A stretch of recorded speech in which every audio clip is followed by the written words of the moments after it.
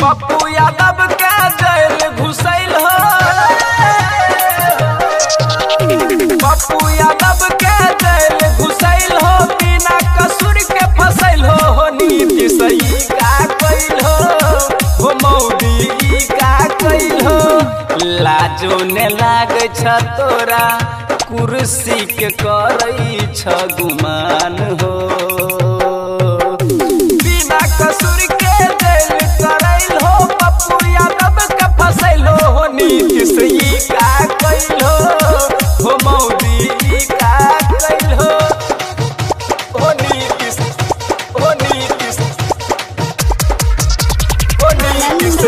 का कैल हो।